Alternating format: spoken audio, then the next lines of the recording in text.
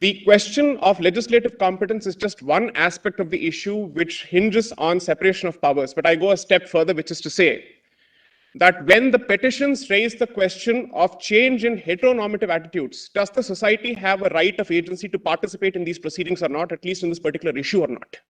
Because this is not a question of separation of territories between different organs of the state, but it fundamentally hinges on the right or the agency of the society to participate in this particular discussion. And that is the central problem when these kind of issues and subjects are taken up by the court of law, as opposed to leaving it for legislative prerogative to apply its mind. Point number two, during the course of these proceedings in the last 2 weeks, quite a few times I've heard the submission being made that it's a liberal democracy, it's a liberal document, so on and so forth. Does it mean that social conservatism has absolutely no place within the meaning of the Constitution? Does it mean that the society does not have the right to draw a few red lines to basically say thus far and no further?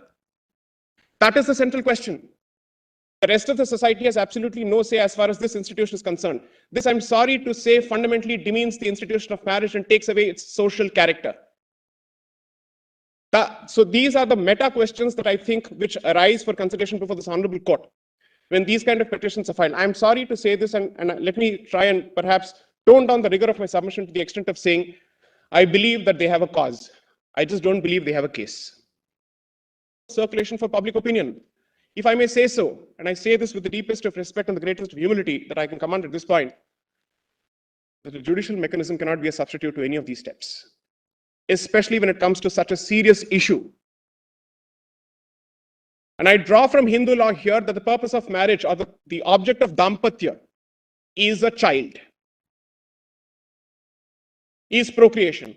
Now, secondly, there are only 3 places. I think we perhaps are aware of how to read these judgments. Please. We don't need to be taught. No, Millets, I'm sorry. I understand. I'm just placing reliance on this. I'm just making Yes, we understand that these are contexts. Please. Whether they're analogies or not is up to us. My lords, please, Millets. I'm grateful.